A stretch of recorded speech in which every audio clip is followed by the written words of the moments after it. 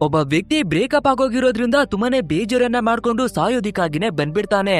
But ಆದ್ರೆ ಒಬ್ಬ ವ್ಯಕ್ತಿ ಅವನ ಹತ್ರಕ್ಕಾಗಿನೇ ಬಂದು ಸಂಪೂರ್ಣವಾಗಿ ಅವನ ಲೈಫ್ ಅನ್ನೇ ಬದಲಾಯಿಸ್ತಾನೆ.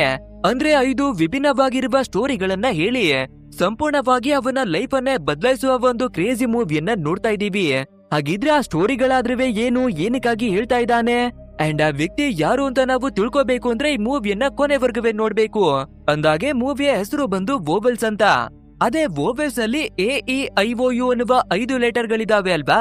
ಸೊ 5 ಲೆಟರ್ಗಳಿಗೆ ಕೂಡ ತಕ್ಕನಾಗಿ 5 ಸ್ಟೋರಿಗಳನ್ನ ಹೇಳ್ತಾರೆ. ಎ ಅಂದ್ರೆ ಅಟ್ರಾಕ್ಷನ್, ಇ ಅಂದ್ರೆ ಎಮೋಷನ್, ಐ ಅಂದ್ರೆ ಇಂಟಿಮಸಿ, ಓ ಅಂದ್ರೆ ಆಬ್ಸೆಷನ್, ಯು ಅಂದ್ರೆ ಅನ್ಕಂಡೀಷನಲ್ ಲವ್ ಅಂತ. ಸೊ ಈ 5 ಲೆಟರ್ಗಳಿಗೆ ಕೂಡ ಬೇರೆ ಬೇರೆಯಾದ ಸ್ಟೋರಿಯನ್ನ ನಮ್ಗೆ ಕೊಡ್ತಾರೆ. ಅಂಡ್ ಅದು ಯಾವ ರೀತಿಯಾಗಿರುತ್ತೆ, ಏನ್ ಕಥೆ ಅನ್ನೋದಾಗಿ ಎಲ್ಲವನ್ನ ಈ ಮೂವಿಯಲ್ಲಿ ನೋಡೋಣ. ಅದಕ್ಕಿಂತ ಮುಂಚೆ ನೀವಿನ್ನ ಸಬ್ಸ್ಕ್ರೈಬ್ ಅನ್ನ ಮಾಡಿಲ್ಲ ಅಂದ್ರೆ ನಮ್ಮ ಚಾನೆಲ್ ಅನ್ನ ಸಬ್ಸ್ಕ್ರೈಬ್ ಮಾಡ್ಕೊಳ್ಳಿ. ಸರಿ, ಹಾಗಿದ್ರೆ ತಡವನ್ನ ಮಾಡದೆ ಇವತ್ತಿನ ವಿಡಿಯೋವನ್ನ ಶುರು ಮಾಡೋಣ.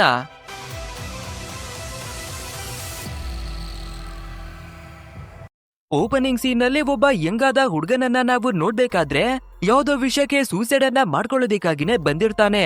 ಅಂಡ್ ಇನ್ನೇನು ನಾವು ನೆಗೆದ್ ಬಿಡ್ಬೇಕು ಅಂತ ನೋಡ್ತಿರ್ಬೇಕಾದ್ರೆ ಹಿಂದೆಯಿಂದ ಯಾವ್ದೋ ಒಬ್ಬ ವ್ಯಕ್ತಿ ಬಂದು ಇವನನ್ನ ತಡಿತಾನೆ. ಅದು ಅಲ್ಲದೆ ಇವನು ಏನಕ್ಕಾಗಿ ಸೂಸೈಡ್ ಅನ್ನ ಮಾಡ್ಕೋತಾ ಇದ್ದಾನೆ ಅಂತ ಹೇಳ್ದೆ ಇದ್ರೆ ಕೂಡ ಆ ವ್ಯಕ್ತಿ ಸೂಪರ್ ಆಗಿನೇ ಗೆಸ್ ಅನ್ನ ಮಾಡಿ ನಿನ್ನ ಲವ್ ಬ್ರೇಕಪ್ ಆಗಿರೋದ್ರಿಂದ ಈ ರೀತಿ ಸಾಯೋದಕ್ಕಾಗಿ ಬಂದಿದ್ಯಾ ಅನ್ನೋದಾಗಿ ಹೇಳ್ಕೊತಾನೆ.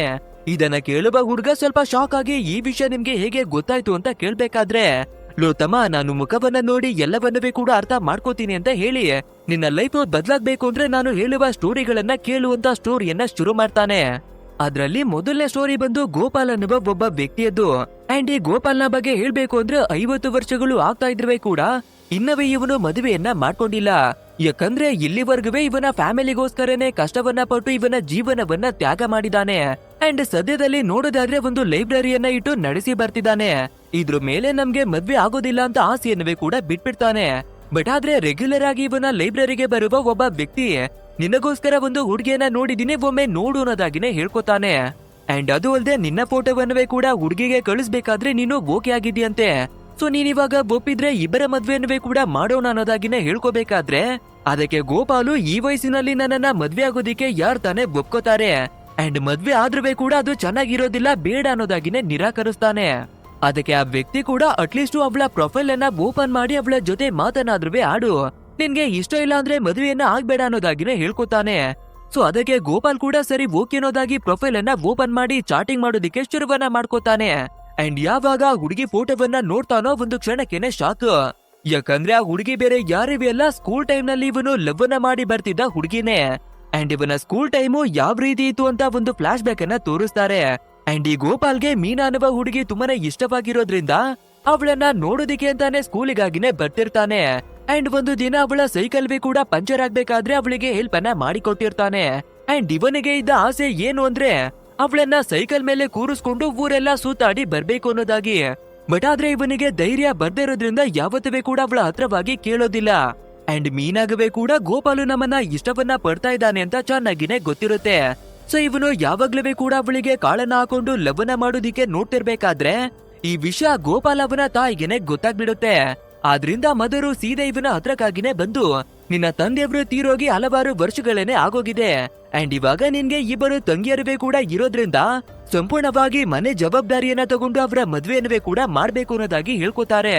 ಇದನ್ನ ಕೇಳುವ ನಮ್ಮ ಗೋಪಾಲ್ ಕೂಡ ನಾವು ಎಲ್ಲಾ ಜವಾಬ್ದಾರಿಯನ್ನ ತಗೋಬೇಕು ಅಂತ ಇವನು ಪ್ರೀತಿ ಆಗಿರಬಹುದು, ಪ್ಯಾಷನ್ ಆಗಿರಬಹುದು ಎಲ್ಲವನ್ನವೇ ಕೂಡ ಮರ್ತು ಕೆರಿಯರ್ ಮತ್ತೆ ಲೈಫ್ ಅನ್ನ ಸೆಟಲ್ ಮಾಡೋದ್ರ ಕಡೆಗೆ ಗಮನವನ್ನ ಕೊಡ್ತಾನೆ. ಅಂಡ್ ಇದೇ ರೀತಿಯಾಗಿನೇ ವರ್ಷಗಳು ಕಳೀತಾ ಜವಾಬ್ದಾರಿಯನ್ನ ತಗೊಂಡು ಸಂಪೂರ್ಣವಾಗಿ ಇವನ ಲೈಫ್ ಬರ್ಬಾದಾಗೋಗುತ್ತೆ.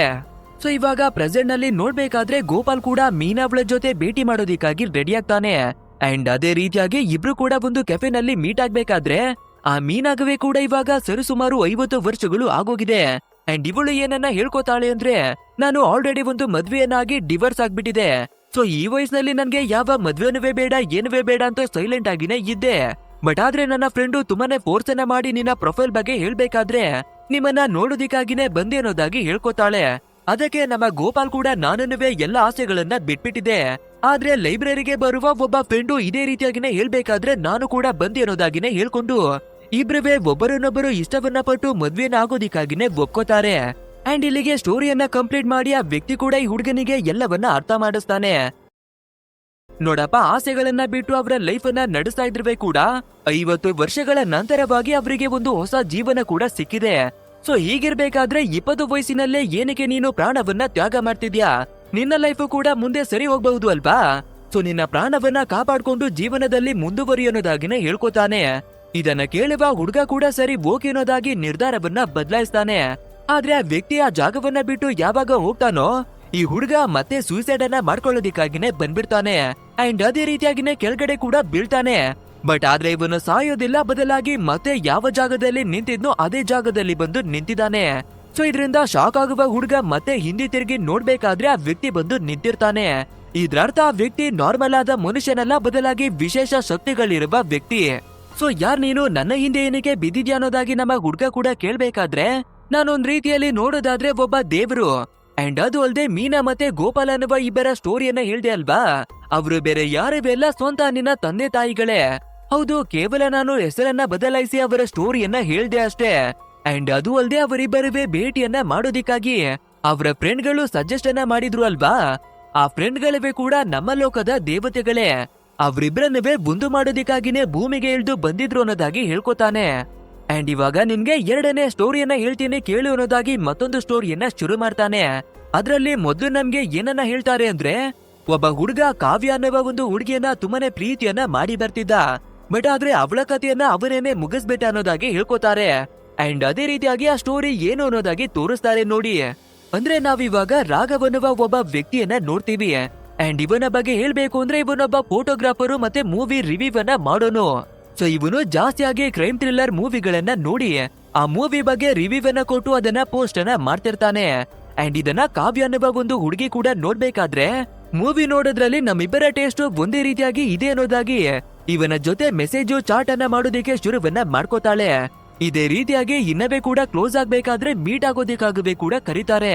ಬಟ್ ಆದ್ರೆ ಇವರ ಮೊದಲ ಮೀಟು ಪೋಸ್ಟ್ಪೋನ್ ಆಗ್ಬಿಡುತ್ತೆ. ಯಾಕಂದ್ರೆ ನಮ್ಮ ರಾಘವು ಯಾವ್ದೋ ಒಂದು ಕೆಲಸದಲ್ಲಿ ತುಂಬಾನೇ ಬ್ಯುಸಿ ಆಗೋಗಿರ್ತಾನೆ. ಆದ್ರೂ ಕೂಡ ಮತ್ತೊಂದು ದಿನ ಪ್ಲಾನಿಂಗ್ ಅನ್ನ ಮಾಡಿ ಇಬ್ಬರವೇ ಒಂದು ಕೆಫೆನಲ್ಲಿ ಮೀಟ್ ಆಗ್ತಾರೆ. ಅಂಡ್ ಮಾತುಕತೆ ನಡಿಬೇಕಾದ್ರೆ ಒಬ್ರಿಗೆ ಒಬ್ರು ಕೂಡ ಇಷ್ಟವನ್ನ ಪಡ್ತಾರೆ.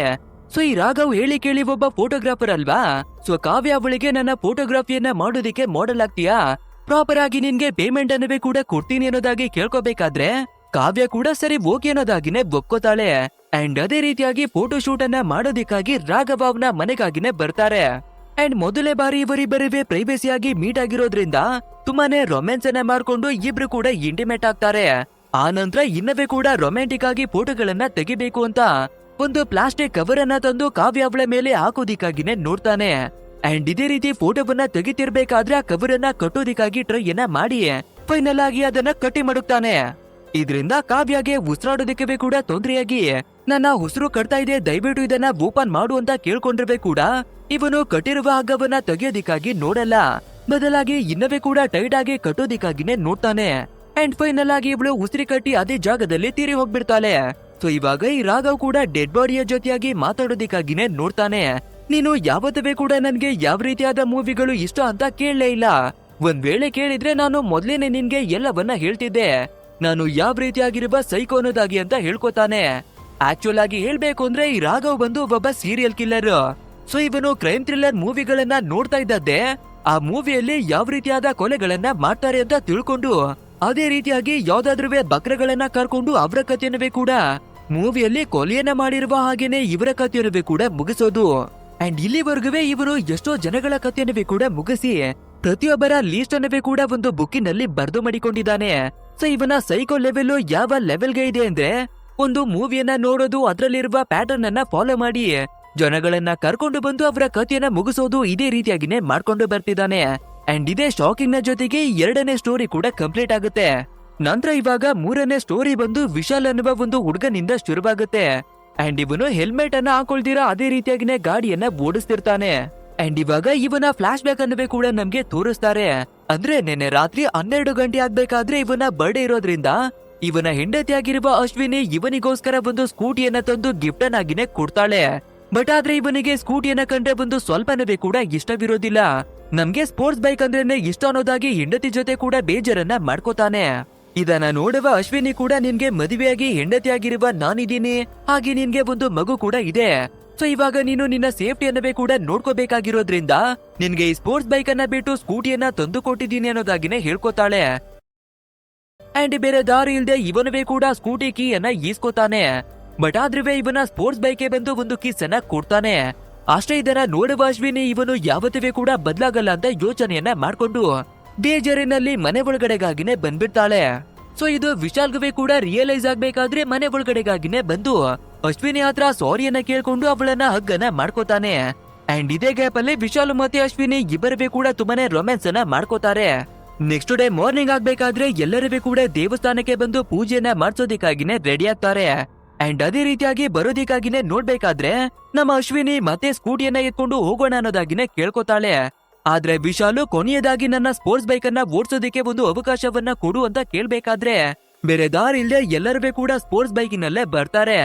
ಆ ನಂತರ ದೇವಸ್ಥಾನಕ್ಕೆ ಬಂದು ಪೂಜೆಯನ್ನ ಮಾಡಿಸಿ ತುಂಬಾನೇ ಹ್ಯಾಪಿಯಾಗಿನೇ ವಾಪಸ್ಸು ಮನೆಗೆ ಬರ್ತಾರೆ. ಬರ್ಡೇ ಇದೆ ಅಂದ್ಮೇಲೆ ಫ್ರೆಂಡ್ಗಳು ಪಾರ್ಟಿಯನ್ನ ಕೇಳ್ತಾರೆ ಅಲ್ವಾ. ಸೊ ಸಂಜೆ ಆಗ್ಬೇಕಾದ್ರೆ ಫ್ರೆಂಡ್ಗಳಿವೆ ಕೂಡ ಅದೇ ರೀತಿಯಾಗಿನೇ ಪಾರ್ಟಿಯನ್ನ ಕೇಳ್ತಾರೆ. ಅದಕ್ಕೆ ಇವನ ಸ್ಪೋರ್ಟ್ಸ್ ಬೈಕ್ ಅನ್ನ ಎತ್ಕೊಂಡು ಬರೋದಿಕ್ಕಾಗಿ ನೋಡ್ತಾನೆ. ಆದ್ರೆ ನಮ್ಮ ಅಶ್ವಿನಿ ಇವಾಗ್ಲಾದ್ರೂ ನಮ್ಮ ಸ್ಕೂಟಿಯನ್ನ ತಗೊಂಡು ಹೋಗಿ, ನೀವು ಸೇಫ್ಟಿ ಆಗಿರೋದು ನಮ್ಗೆ ತುಂಬಾನೇ ಇಂಪಾರ್ಟೆಂಟ್ ಅನ್ನೋದಾಗಿನೇ ಕೇಳ್ಕೊತಾಳೆ. ಅಂಡ್ ಅದು ಅಲ್ಲದೆ ಇವನು ಇಯರ್ಫೋನ್ ಅನ್ನವೇ ಕೂಡ ಹಾಕೊಂಡು ಗಾಡಿಯನ್ನ ಓಡಿಸ್ಕೊಂಡು ಬರ್ತಾನೆ. ಸೊ ಇವನ ಹೆಂಡತಿ ಎಷ್ಟೇ ಹೇಳಿದ್ರೂ ಕೂಡ ಅವಳ ಮಾತನ್ನ ಕೇಳೋದಿಲ್ಲ. ಆ ನಂತರ ಇವನು ಫುಲ್ ಸ್ಪೀಡ್ ನಲ್ಲಿ ಗಾಡಿಯನ್ನ ಓಡಿಸ್ಕೊಂಡು ಬರ್ತಿರ್ಬೇಕಾದ್ರೆ ಒಂದು ಸ್ಕೂಟಿಯಲ್ಲಿ ಬರ್ತಿರುವ ಲೇಡಿಗೆ ಬಂದು ಡ್ಯಾಶ್ ಅನ್ನ ಮಾಡಿ ಆಕ್ಸಿಡೆಂಟ್ ಅನ್ನ ಮಾಡ್ಬಿಡ್ತಾನೆ. ಆ ನಂತರ ಹುಡುಗಿ ಹತ್ರಕ್ಕಾಗಿನೇ ಬಂದು ನೋಡ್ಬೇಕಾದ್ರೆ ಫುಲ್ ಶಾಕ್. ಯಾಕಂದ್ರೆ ಕೆಳಗಡೆ ಬಿದ್ದಿರುವ ಶ್ವೇತಾ ಅನ್ನುವ ಹುಡುಗಿ ಬಂದು ಇವನಿಗೆ ಮೊದ್ಲಿಂದಾನೇ ಪರಿಚಯ ಇದ್ದಾಳೆ. ಸೊ ಎಬ್ರಿಸೋದಿಕ್ಕೆ ತುಂಬಾನೇ ಟ್ರೈ ಅನ್ನ ಮಾಡಿದ್ರು ಕೂಡ ಅವಳು ಎದ್ದೊಳದಿಲ್ಲ. ಆದ್ರಿಂದ ಹಾಸ್ಪಿಟಲ್ಗಾಗಿನೇ ಕರ್ಕೊಂಡು ಬಂದು ಅಡ್ಮಿಟ್ ಅನ್ನ ಮಾಡ್ತಾನೆ. ಒಳ್ಳೆ ವಿಷಯ ಏನು ಅಂದ್ರೆ ಆ ಶ್ವೇತಾ ಅನ್ನುವ ಹುಡುಗಿ ಹೆಲ್ಮೆಟ್ ಅನ್ನ ಹಾಕೊಂಡಿರೋದ್ರಿಂದ ಯಾವುದೇ ರೀತಿಯಾದ ದೊಡ್ಡ ಪ್ರಾಬ್ಲಮ್ ಏನುವೇ ಆಗಿಲ್ಲ. ಅಂಡ್ ಅದು ಅಲ್ಲದೆ ವಿಶಾಲ್ ಅವನ ಒಬ್ಬ ಫ್ರೆಂಡು ಹಾಸ್ಪಿಟಲ್ ನಲ್ಲಿ ಕೆಲಸವನ್ನ ಮಾಡ್ತಿರೋದ್ರಿಂದ ಫಟಾಫಟ್ ಅಂತ ಟ್ರೀಟ್ಮೆಂಟ್ ಅನ್ನವೇ ಕೂಡ ಶುರುವನ್ನ ಮಾಡ್ಕೋತಾರೆ. ಅಂಡ್ ಇವಾಗ ವಿಶಾಲ್ಗೂ ಕೂಡ ನಾವು ಸ್ಪೀಡ್ ಆಗಿ ಬಂದಿದ್ದು ನಮ್ಮದೇನೆ ತಪ್ಪಾಯ್ತು ಅಂತ ಯೋಚನೆಯನ್ನ ಮಾಡ್ತಿರ್ತಾನೆ. ಅಂಡ್ ಇದೇ ಟೈಮಿಗೆ ಅಶ್ವಿನಿ ಕೂಡ ಕಾಲ್ ಅನ್ನ ಮಾಡಿ ಎಲ್ಲಿದ್ದೀರಾ ಅಂತ ಕೇಳ್ಬೇಕಾದ್ರೆ ಒಬ್ಬ ಫ್ರೆಂಡಿಗೆ ಆಕ್ಸಿಡೆಂಟ್ ಆಗೋಗಿರೋದ್ರಿಂದ ಅವನನ್ನ ನೋಡ್ಕೊಂಡು ಹೋಗೋದಿಕ್ಕಾಗಿನೇ ಬಂದಿದ್ದೀನಿ ಅಂತ ಹೇಳ್ಕೊತಾನೆ. ಸೊ ಇದನ್ನ ಕೇಳುವ ಅಶ್ವಿನಿ ಅವರಿಗೆ ಏನುವೇ ಆಗದೆ ಇದ್ರೆ ಸಾಕು, ಅಂಡ್ ಅವರು ಹುಷಾರಾಗೋವರ್ಗುವೆ ಅವರ ಜೊತೆಯಾಗಿನೇ ಇದ್ದು ನೋಡ್ಕೊಳ್ಳಿ ಅನ್ನೋದಾಗಿನೇ ಹೇಳ್ಕೊತಾಳೆ. ಅಂಡ್ ಇದೇ ಟೈಮಿಗೆ ಡಾಕ್ಟರ್ ಕೂಡ ಬಂದು ಅವರ ತಲೆಯಲ್ಲಿ ಒಂದು ಸಣ್ಣ ಪೆಟ್ಟು ಬಿದ್ದಿರೋದ್ರಿಂದ ಅದಕ್ಕೆ ಒಂದು ಚಿಕ್ಕದಾಗಿ ಮೈನರ್ ಆಪರೇಷನ್ ಅನ್ನುವೇ ಕೂಡ ಮಾಡ್ಬೇಕು. ಬಟ್ ಆದ್ರೆ ಆಲ್ರೆಡಿ ಇವರ ಬ್ಲಡ್ ತುಂಬಾನೇ ಲಾಸ್ ಆಗೋಗಿರೋದ್ರಿಂದ ಬೇರೆ ಯಾರಾದ್ರೂ ಬ್ಲಡ್ ಅನ್ನ ಕೊಡ್ಬೇಕು. ಆದ್ರೆ ಇವರ ಬ್ಲಡ್ ಬೇರೆ ಓ ನೆಗೆಟಿವ್ ಆಗಿರೋದ್ರಿಂದ ಎಲ್ಲವೇ ಈಸಿಯಾಗಿ ಸಿಕ್ಕೋದಿಲ್ಲ. ಸೊ ಆದಷ್ಟು ಬೇಗ ಬ್ಲಡ್ ಅನ್ನ ಅರೇಂಜ್ ಮಾಡಿ ಅಂತ ಕೇಳ್ಬೇಕಾದ್ರೆ ನಮ್ಮ ವಿಶಾಲ್ ಕೂಡ ಇವನ ಫ್ರೆಂಡ್ ಗಳಲ್ಲಿ ಯಾರದೋ ಓ ನೆಗೆಟಿವ್ ಅಂತ ಹುಡುಕಿ ಪಟಾಪಟ್ ಅಂತ ಕಾಲ್ ಮಾಡಿ ಫ್ರೆಂಡ್ ಅನ್ನ ಕರೆಸ್ತಾನೆ. ಅಂಡ್ ಫ್ರೆಂಡ್ ಕೂಡ ಬಂದು ಬ್ಲಡ್ ಅನ್ನ ಕೊಟ್ಟು ವಾಪಸ್ಸು ಮನೆಗಾಗಿನೇ ಹೋಗ್ತಿರ್ಬೇಕಾದ್ರೆ ನಮ್ಮ ವಿಶಾಲು ಅವನ ಹೆಲ್ಮೆಟ್ ಅನ್ನ ಕೊಟ್ಟು ಯಾವತ್ತೂ ಕೂಡ ಹೆಲ್ಮೆಟ್ ಇಲ್ದಿರ ಆಚೆ ಬರ್ಬೇಡ ಅನ್ನೋದಾಗಿನೇ ಹೇಳ್ಕೊತಾನೆ. ಅಂದ್ರೆ ನಮ್ಮ ವಿಶಾಲ್ಗೆ ಅವನು ಮಾಡಿರುವ ತಪ್ಪು ಏನು ಅಂತ ರಿಯಲೈಸ್ ಆಗೋದಿಕ್ಕೆ ಶುರುವಾಗಿದೆ. ನಂತರ ಇವಾಗ ಡಾಕ್ಟರ್ ಕೂಡ ಬಂದು ಆಪರೇಷನ್ ಮುಗ್ದಿದೆ. ಇನ್ನು ಕೆಲವೇ ನಿಮಿಷಗಳಲ್ಲಿ ಅವರು ಎಚ್ಚರವಾಗ್ತಾರೆ ಅನ್ನೋದಾಗಿನೇ ಹೇಳ್ಕೊತಾರೆ. ಸೊ ಹ್ಯಾಪಿ ಆಗುವ ವಿಶಾಲು ಆ ಶ್ವೇತಾ ಅವಳನ್ನ ನೋಡೋದಿಕ್ಕಾಗಿನೇ ಒಳಗಡೆ ಬರ್ತಾನೆ. ಅಂಡ್ ಇವಾಗ ನಮ್ಗೆ ಮತ್ತೊಂದು ದೊಡ್ಡ ಟ್ವಿಸ್ಟ್ ಅನ್ನ ಕೊಡ್ತಾರೆ ನೋಡಿ. ನಮ್ಮ ವಿಶಾಲ್ ಮತ್ತೆ ಶ್ವೇತಾ ಇಬ್ಬರವೇ ನಾರ್ಮಲ್ ಆಗಿರುವ ಫ್ರೆಂಡ್ಗಳಲ್ಲ, ಮೊದಲಾಗಿ ಲವ್ ಅನ್ನ ಮಾಡ್ಕೊಂಡು ರಿಲೇಶನ್ಶಿಪ್ ನಲ್ಲಿ ಇದ್ದವ್ರು. ಸೊ ಇವರ ಲವ್ ಕೂಡ ಚೆನ್ನಾಗಿನೇ ನಡೀತಿರ್ಬೇಕಾದ್ರೆ ಈ ವಿಶಾಲು ಅವಾಗ್ಲೂ ಕೂಡ ನಾವು ಸ್ಪೋರ್ಟ್ಸ್ ಬೈಕ್ ಅನ್ನ ಓಡಿಸ್ಬೇಕು ಅನ್ನೋದಾಗಿ ತುಂಬಾನೇ ಫಾಸ್ಟ್ ಆಗಿನೇ ಓಡಿಸ್ತಿರ್ತಾನೆ. ಅಂಡ್ ಒಂದು ಸಲ ಅರ್ಧ ಗಂಟೆ ಟ್ರಾವೆಲ್ ಮಾಡುವ ಗ್ಯಾಪ್ ಅನ್ನ ಕೇವಲ 10 ನಿಮಿಷದಲ್ಲೇ ಕ್ರಾಸ್ ಮಾಡಿ ಬಂದಿರ್ತಾನೆ. ಸೊ ಇದನ್ನ ನೋಡುವ ಶ್ವೇತಾ ಇವನ ಜೊತೆ ಜಗಳವನ್ನ ಮಾಡೋದಿಕ್ಕೆ ಶುರುವನ್ನ ಮಾಡ್ಕೋತಾಳೆ. ನೋಡು, ಇಷ್ಟೊಂದು ಫಾಸ್ಟ್ ಆಗಿ ಓಡ್ತಿದ್ರೆ ಯಾವ ಕ್ಷಣದಲ್ಲಿ ಬೇಕಾದ್ರೂ ಅಪಾಯವಾಗಬಹುದು. ನನ್ನ ಕಣ್ಣಾರಿಯಾಗಿ ನಾನು ಒಂದು ಕೇಸನ್ನವೇ ಕೂಡ ನೋಡಿದೀನಿ. ಇದೇ ರೀತಿ ಒಬ್ಬ ಬೈಕರು ಫಾಸ್ಟ್ ಆಗಿನೇ ಓಡಿಸ್ಕೊಂಡು ಬಂದು ಪ್ರೆಗ್ನೆಂಟ್ ಲೇಡಿಗೆನೆ ಗುದ್ಬಿಟ್ಟಿದ್ದ. ಅವಳನ್ನ ಹಾಸ್ಪಿಟಲ್ಗೆ ತರಬೇಕಾದ್ರೆ ನಾವು ತುಂಬಾನೇ ಕಷ್ಟವನ್ನ ಪಟ್ಟಿರ್ಬೇಕು ಕೂಡ. ಆ ಪ್ರೆಗ್ನೆಂಟ್ ಲೇಡಿ ಮತ್ತೆ ಅವಳ ಮಗುವನ್ನ ನಾವು ಉಳಿಸೋದಿಕ್ಕೆ ಸಾಧ್ಯವಾಗ್ಲಿಲ್ಲ. ಸೊ ಇದನ್ನೆಲ್ಲ ನೋಡಿದ್ಮೇಲೆ ಕೂಡ ನೀನು ಫಾಸ್ಟ್ ಆಗಿ ಓಡಿಸಿದ್ರೆ ಯಾವ ರೀತಿ ಇರುತ್ತೆ? ದಯವಿಟ್ಟು ಇದನ್ನ ಇಲ್ಲಿಗೆನೆ ನಿಲ್ಲಿಸ್ಬಿಡು ಅನ್ನೋದಾಗಿನೇ ಕೇಳ್ಕೊತಾಳೆ. ಸೊ ಇದು ವಿಶಾಲ್ಗೆ ಸ್ವಲ್ಪನವೇ ಕೂಡ ಇಷ್ಟವಾಗದಿರೋದ್ರಿಂದ ಇದೇ ವಿಷಯಕ್ಕಾಗಿ ಇಬ್ಬರವೇ ಕೂಡ ಜಗಳವನ್ನ ಮಾಡ್ಕೊಂಡು ದೂರವಾಗ್ತಾರೆ. ಆ ನಂತರ ನಮ್ಮ ವಿಶಾಲು ಅಶ್ವಿನಿಯನ್ನ ನೋಡಿ ಮದುವೆಯನ್ನ ಮಾಡ್ಕೊಳ್ಳೋದು. ಬಟ್ ಆದ್ರೆ ಇವಾಗ ಅಶ್ವಿನಿ ಕೂಡ ಈ ಬೈಕನ್ನ ಓಡಿಸ್ಬೇಡ, ಸ್ಕೂಟಿಯನ್ನ ಓಡಿಸೋನೋದಾಗಿ ಹಠವನ್ನ ಮಾಡ್ತಿದ್ದಾಳೆ. ಅಂಡ್ ಇದನ್ನೆಲ್ಲ ಯೋಚನೆಯನ್ನ ಮಾಡ್ಬೇಕಾದ್ರೆ ನಾವು ಎಂತ ತಪ್ಪುಗಳನ್ನ ಮಾಡ್ತಿದ್ವಿ ಅಂತ ಅರ್ಥವಾಗುತ್ತೆ. ಸೊ ಇವಳ ಪೇರೆಂಟ್ಸ್ ಗಳಿಗೆ ವಿಷಯವನ್ನ ತಿಳಿಸೋಣ ಅಂತ ಅವಳ ಫೋನ್ ಅನ್ನ ಎತ್ಕೋಬೇಕಾದ್ರೆ ಇವರು ರಿಲೇಶನ್ಶಿಪ್ ನಲ್ಲಿ ಯಾವ ಲಾಕ್ ಅನ್ನ ಮಡಗಿದ್ಲು ಇವಾಗ್ಲೂ ಕೂಡ ಅದೇ ಪಾಸ್ವರ್ಡ್ ಅನ್ನ ಸೆಟ್ ಮಾಡಿದಾಳೆ. ಸೊ ಫೋನ್ ಅನ್ನ ತೆಗೆದು ಇವಳ ತಂದೆಗೆ ಕಾಲ್ ಅನ್ನ ಮಾಡಿ ಎಲ್ಲಾ ವಿಷಯವನ್ನವೇ ಕೂಡ ಹೇಳ್ಕೋಬೇಕಾದ್ರೆ ಫಾದರ್ವೇ ಕೂಡ ಫಾಟ್ ಅನ್ನೋದಾಗಿನೇ ಓಡ್ಕೊಂಡು ಬರ್ತಾರೆ. ಅಂಡ್ ನನ್ನ ಮಗಳನ್ನ ಕಾಪಾಡಿದ್ದಕ್ಕೆ ಥ್ಯಾಂಕ್ ಯು ಅನ್ನೋದಾಗಿನವೇ ಕೂಡ ಹೇಳ್ಕೊತಾರೆ. ಬಟ್ ಆದ್ರೆ ಶ್ವೇತಾ ಅವಳ ಎಕ್ಸ್ ಬಾಯ್ ಫ್ರೆಂಡು ಈ ವಿಶಾಲ್ ಅನ್ನೋದು ಇವರಿಗೆ ಗೊತ್ತಿರೋದಿಲ್ಲ. ಆ ನಂತರ ಇವನು ಹೋಗೋದಕ್ಕಿಂತ ಮುಂಚೆ ಶ್ವೇತಾ ಅವಳ ಬ್ಯಾಂಡೇಜ್ ಮೇಲೆ ಸಾರಿ ಅನ್ನೋದಾಗಿನವೇ ಕೂಡ ಬರ್ದೋ ಮಾಡುತ್ತಾನೆ. ಈ ಕಡೆ ನಮ್ಮ ವಿಶಾಲ್ ಕೂಡ ಮನೆ ಹತ್ರಕ್ಕೆ ಬಂದು ಸ್ಕೂಟಿಯನ್ನ ನೋಡ್ಬೇಕಾದ್ರೆ ಇಲ್ಲಿವರೆಗೂ ಇವರು ಹೇಳುವ ಮಾತನ್ನ ಕೇಳ್ತಿರ್ಲಿಲ್ಲ ಅಲ್ವಾ. ಇನ್ ಮುಂದೆ ನಾವು ಸ್ಪೋರ್ಟ್ಸ್ ಬೈಕ್ ಅನ್ನ ಓಡಿಸೋದನ್ನ ನಿಲ್ಲಿಸ್ಬಿಡೋಣ ಅಂಡ್ ಈ ಸ್ಕೂಟಿಯನ್ನ ಓಡಿಸ್ಕೊಂಡು ಒಂದು ನೆಮ್ಮದಿಯಾದ ಲೈಫ್ ಅನ್ನ ಬದುಕೋಣ ಅಂತ ಡಿಸೈಡ್ ಅನ್ನ ಮಾಡ್ಕೋತಾನೆ. ಆ ನಂತರ ಅಶ್ವಿನಿ ಹತ್ರ ಬಂದು ಅವಳನ್ನವೇ ಹಗ್ಗನ ಮಾಡ್ಕೊಂಡು ನಿನ್ನ ಮಾತನ್ನ ಕೇಳ್ದೆ ದೊಡ್ಡ ತಪ್ಪನ ಮಾಡ್ಬಿಟ್ಟೆ ಅಂತ ಎಲ್ಲವನ್ನ ಹೇಳ್ಕೊತಾನೆ. ಸೊ ಅಶ್ವಿನಿ ಕೂಡ ಕೊನೆಗಾದ್ರೂ ನಿಮ್ಮ ತಪ್ಪು ಅರ್ಥವಾಯ್ತಲ್ಲ ಅನ್ನೋದಾಗಿ ಇವನಿಗೆ ಸಮಾಧಾನವನ್ನವೇ ಕೂಡ ಮಾಡ್ತಾಳೆ. ಅಂಡ್ ಇದೇ ಎಮೋಷನ್ ನ ಜೊತೆಗೆ 3ನೇ ಸ್ಟೋರಿ ಕೂಡ ಕಂಪ್ಲೀಟ್ ಆಗುತ್ತೆ. ನೆಕ್ಸ್ಟ್ ಸೀನ್ ಅನ್ನ ಕಟ್ ಮಾಡಿ ತೋರಿಸ್ಬೇಕಾದ್ರೆ ಇವಾಗ 4ನೇ ಸ್ಟೋರಿ. ಇವಾಗ ಸಮುದ್ರದ ಹತ್ರ ಕುಳಿತಿರುವ ಒಬ್ಬಳು ನರ್ಸು, ನಾನು ಹಾಸ್ಪಿಟಲ್ ನಲ್ಲಿ ಎಷ್ಟೋ ವಿಭಿನ್ನವಾದ ಕೇಸ್ ಗಳನ್ನ ನೋಡಿದೀನಿ, ಅದ್ರಲ್ಲಿ ಸ್ವಾತಿ ಅನ್ನುವ ಹುಡುಗಿ ತುಂಬಾನೇ ಡಿಫ್ರೆಂಟ್ ಆಗಿರೋದ್ರಿಂದ ಅವಳ ಸ್ಟೋರಿಯನ್ನೇ ಹೇಳ್ತೀನಿ ಅಂತ ಶುರು ಮಾಡ್ತಾಳೆ. ಅಂದ್ರೆ ಈ ಸ್ವಾತಿ ಚಿಕ್ಕ ವಯಸ್ಸಿನಿಂದಾನೇ ಕಾಲನ್ನ ಕಳ್ಕೊಂಡಿರುವ ಒಬ್ಬಳು ಹ್ಯಾಂಡಿಕ್ಯಾಪ್ಟ್. ಅದು ಅಲ್ಲದೆ ಇನ್ನವೇ ಕೂಡ ಬೇರೆ ಬೇರೆ ಕಾಯಿಲೆಗಳು ಇರೋದ್ರಿಂದ ಪರ್ಮನೆಂಟ್ ಆಗಿ ಇವಳು ಹಾಸ್ಪಿಟಲ್ ನಲ್ಲೇ ಉಳ್ಕೊಂಡಿದ್ದಾಳೆ. ಇನ್ನು ಈ ನರ್ಸ್ ನ ಬಗ್ಗೆ ಹೇಳ್ಬೇಕು ಅಂದ್ರೆ ಯಾವಾಗ್ಲೂ ಕೂಲ್ ಆಗಿರುವ ನರ್ಸು ಅಂಡ್ ಒಂದು ವಾರ್ಡ್ ಬಾಯ್ ನ ಜೊತೆಗೆ ಲವ್ವನ್ವೇ ಕೂಡ ಮಾಡಿ ಬರ್ತಿದ್ದಾಳೆ. ನಂತರ ಈ ನರ್ಸು ನಮ್ಮ ಸ್ವಾತಿ ಅವಳನ್ನ ಮಾತಾಡ್ಸೋದಿಕ್ಕೆ ಬರ್ಬೇಕಾದ್ರೆ ರೆಸ್ಪಾನ್ಸ್ ಅನ್ನೇ ಮಾಡೋದಿಲ್ಲ. ಯಾಕಂದ್ರೆ ಇವಳ ಲೈಫ್ ಅಲ್ಲಿ ಅವಮಾನವನ್ನ ಬಿಟ್ರೆ ಬೇರೆ ಏನವೇ ಕೂಡ ಸಿಕ್ಕಿಲ್ಲ. ಸೊ ನಾವು ಬದುಕಿರೋದೇ ವೇಸ್ಟ್ ಅಂತ ಲೈಫಿನ ಮೇಲೆ ನಂಬಿಕೆಯನ್ನ ಕಳ್ಕೊಂಡ್ಬಿಟ್ಟಿದ್ದಾಳೆ. ಅಂಡ್ ಇದೇ ರೀತಿಯಾಗಿ ಇವಳು ತುಂಬಾನೇ ಬೇಜಾರನ್ನ ಮಾಡ್ಕೊಂಡು ಬಿದ್ದಿರ್ಬೇಕಾದ್ರೆ ಇವಳ ಹತ್ರ ಯಾರೋ ಒಂದು ಬೊಕೆಯನ್ನ ತಂದು ಮಾಡುತ್ತಾರೆ. ಅಂಡ್ ಅದ್ರಲ್ಲಿ ನೀವು ಸ್ಮೈಲ್ ಅನ್ನ ಮಾಡಿದ್ರೆ ತುಂಬಾನೇ ಸಖತ್ತಾಗಿ ಕಾಣಿಸ್ತೀರಾ ಅಂತ ಒಂದು ಲೆಟರ್ ಅನ್ನವೇ ಬರ್ದು ಕೊಟ್ಟಿದ್ದಾರೆ. ಸೊ ಇದನ್ನ ನೋಡುವ ಸ್ವಾತಿ ಖಂಡಿತ ಇದನ್ನ ನರ್ಸೇನೆ ತಂದು ಮಡಗಿರಬಹುದು ಅನ್ನೋದಾಗಿ ತಿಂಕನ ಮಾಡಿ ಸೀದಾ ನರ್ಸ್ ಅವಳ ಹತ್ರನೇ ಕೇಳ್ಬೇಕಾದ್ರೆ ಇಲ್ಲಮ್ಮ ನಾನೇನಕ್ಕೆ ನಿನ್ಗೆ ಬೊಕೆಯನ್ನ ತಂದು ಕೊಡ್ಲಿ ಅನ್ನೋದಾಗಿ ಹೇಳ್ಕೊತಾಳೆ. ನೆಕ್ಸ್ಟ್ ಡೇ ಆಗ್ಬೇಕಾದ್ರೆ ಮತ್ತೆ ಇವಳ ಹತ್ರಕ್ಕೆ ಮತ್ತೊಂದು ಬೊಕ್ಕೆ ಬರುತ್ತೆ ಅಂಡ್ ಮತ್ತೆ ಬರ್ದಿರುವ ಲೆಟರ್ ಅನ್ನ ತೆಗೆದು ಓದ್ಬೇಕಾದ್ರೆ ತುಂಬಾನೇ ಮೋಟಿವೇಟ್ ಆಗಿರುತ್ತೆ. ಅದು ಅಲ್ಲದೆ ಅದನ್ನ ಓದ್ಬೇಕಾದ್ರೆ ಇವಳ ಮುಖದಲ್ಲಿ ಸ್ವಲ್ಪ ಸ್ಮೈಲ್ ಕೂಡ ಬರುತ್ತೆ. ಸೊ ಇದೇ ರೀತಿಯಾಗಿ ಪ್ರತಿದಿನ ಕೂಡ ರಿಪೀಟ್ ಆಗ್ತಾ ಇರ್ಬೇಕಾದ್ರೆ ಈ ಸ್ವಾತಿಗೆ ಯಾರೋ ಹುಡುಗ ಇದನ್ನ ಮಾಡ್ತಾ ಇರೋದು ಅಂತ ಗೊತ್ತಾಗುತ್ತೆ. ಅಂಡ್ ಅದು ಅಲ್ಲದೆ ಆದಷ್ಟು ಬೇಗ ಬಂದು ನಾನು ಭೇಟಿಯನ್ನ ಮಾಡ್ತೀನಿ ಅಂತನವೇ ಕೂಡ ಬರಿತಾನೆ. ಸೊ ಇದಕ್ಕೆ ಸ್ವಾತಿ ಕೂಡ ಯಾರಿದನ್ನ ಬರಿತಿರ್ಬಹುದು ನೋಡೋಣ ಅಂತ ಪ್ರತಿದಿನವೇ ಯಾರಿರ್ಬಹುದು ಅಂತ ಎಲ್ಲರನ್ನುವೆ ನೋಡ್ತಿರ್ತಾಳೆ. ಬಟ್ ಆದ್ರೆ ಒಂದೇ ಒಂದು ಹುಡುಗ ಮಾತ್ರ ಪ್ರತಿದಿನ ಬಂದು ಇವಳನ್ನ ನೋಡ್ಕೊಂಡು ಕುಳಿತಿರೋದು. ಸೊ ಅವನನ್ನ ನೋಡ್ಬೇಕಾದ್ರೆ ಮೇ ಬಿ ಇವನನ್ನೇ ಕಳಿಸ್ತಿರ್ಬಹುದು ಅನ್ನೋದಾಗಿನೇ ತಿಳ್ಕೊಂಡು ಸೀದಾ ಅವನ ಹತ್ರಕ್ಕೆ ಬಂದು ಈ ಫ್ಲವರ್ಗಳು ಬೊಕೆಗಳನ್ನ ಕಳಿಸ್ತಾ ಇರೋದು ನೀನಾ ಅಂತ ಕೇಳ್ಬೇಕಾದ್ರೆ ಅದಕ್ಕೆ ಆ ಕಮಲ್ ಅನ್ನುವ ಹುಡುಗ ಕೂಡ ಹೌದು ಅನ್ನೋದಾಗಿ ಒಪ್ಕೋತಾನೆ. ಸೊ ಇವಾಗ ಕಮಲು ಸೀದಾ ನೀವಂದ್ರೆ ನನ್ಗೆ ಇಷ್ಟವಾಗಿದೆ, ನಿಮ್ಮನ್ನ ಮದ್ವೆ ಆಗ್ಬೇಕು ಅನ್ಕೊಂಡಿದೀನಿ ಅನ್ನೋದಾಗಿ ಕೇಳ್ಕೋಬೇಕಾದ್ರೆ ಅದಕ್ಕೆ ನಮ್ಮ ಸ್ವಾತಿ ನನ್ನ ದೇಹದಲ್ಲಿ ತುಂಬಾನೇ ಕಾಯಿಲೆಗಳು ಇರೋದ್ರಿಂದ ಯಾರುವೇ ನನ್ನನ್ನ ಪ್ರೀತಿ ಮಾಡೋದಿಲ್ಲ ಅಂತ ರಿಜೆಕ್ಟ್ ಅನ್ನ ಮಾಡಿ ಆ ಜಾಗದಿಂದಾನೇ ಹೊರಟೋಗ್ಬಿಡ್ತಾಳೆ. ನೆಕ್ಸ್ಟ್ ಡೇ ಆಗ್ಬೇಕಾದ್ರೆ ಕಮಲು ಮತ್ತೆ ಫ್ಲವರ್ ಗಳನ್ನ ತಗೊಂಡು ಎದುರುಗಡೆಗಾಗಿನೇ ಬಂದು ನೋಡು ನೀನ್ ಅನ್ಕೊಂಡಿರೋದು ಎಲ್ಲನವೇ ಕೂಡ ತಪ್ಪು, ನಾನು ನಿಜವಾಗ್ಲೂ ನಿನ್ನನ್ನ ಪ್ರೀತಿಯನ್ನ ಮಾಡ್ತಾ ಇದ್ದೀನಿ ಅನ್ನೋದಾಗಿ ಎಲ್ಲವನ್ನ ಹೇಳ್ಕೊತಾನೆ. ಅದ್ರ ಜೊತೆಗೆ ನಿನ್ನನ್ನ ನೋಡ್ಕೊಳ್ತಾ ಇರುವ ನರ್ಸಿದ್ದಾರೆ ಅಲ್ವಾ, ಅವ್ರನ್ನ ಬೇಕಾದ್ರೂ ನೋಡು ಒಂದು ವಾರ್ಡ್ ಬಾಯ್ ನ ಜೊತೆಗೆ ಲವ್ವನ್ನ ಮಾಡ್ತಿದ್ದಾರೆ. ಸೊ ನಾವ್ಯಾಕೆ ಮಾಡ್ಬಾರ್ದು ಅನ್ನೋದಾಗಿ ಕೇಳ್ಬೇಕಾದ್ರೆ ಅದಕ್ಕೆ ಸ್ವಾತಿ ನಾನು ಅವಮಾನಗಳನ್ನ ಫೇಸ್ ಅನ್ನ ಮಾಡಿ ಜೀವನದ ಮೇಲೆ ಇರುವ ನಂಬಿಕೆನೆ ಹೊರಟೋಗಿದೆ. ಸೊ ನನ್ಗೆ ಯಾವ್ದೇ ಲವ್ ಪ್ರೀತಿ ಏನವೇ ಬೇಡ ಅನ್ನೋದಾಗಿನೇ ಹೇಳ್ಕೊತಾಳೆ. ಬಟ್ ಆದ್ರೆ ನಮ್ಮ ಕಮಲು ಪ್ರತಿದಿನ ಬಂದು ಇದೇ ರೀತಿಯಾಗಿ ತೊಂದರೆ ಕೊಡೋದಕ್ಕೆ ಶುರುವನ್ನ ಮಾಡ್ಕೋತಾನೆ. ಆದ್ರಿಂದ ಕೋಪ ಮಾಡ್ಕೊಳ್ಳುವ ಸ್ವಾತಿ ಏನಕ್ಕಾಗಿ ನನ್ನ ಹಿಂದೆ ಈ ರೀತಿ ಬಿದ್ದಿದ್ಯಾ ಅಂತ ಕೇಳ್ಬೇಕಾದ್ರೆ ಕಮಲ್ ಕೂಡ ಒಂದು ಟ್ವಿಸ್ಟ್ ಅನ್ನ ರಿವೀಲ್ ಮಾಡ್ತಾನೆ. ಆಕ್ಚುಲ್ ಆಗಿ ನನ್ನ ಬಗ್ಗೆ ಹೇಳ್ಬೇಕು ಅಂದ್ರೆ ನಾನೊಬ್ಬ ಫೋಟೋಗ್ರಾಫರು. ಸೊ ಸಮುದ್ರದ ಹತ್ರ ಫೋಟೋಗಳನ್ನ ತೆಗಿತಿರ್ಬೇಕಾದ್ರೆ ನಿನ್ನ ಫೋಟೋವನ್ನುವೆ ತೆಗ್ದೆ, ಆದ್ರೆ ನೀನು ಯಾವಾಗ್ಲೂ ಕೂಡ ಬೇಜಾರಿನಲ್ಲಿ ಇರ್ತೀಯ ಅಲ್ವಾ.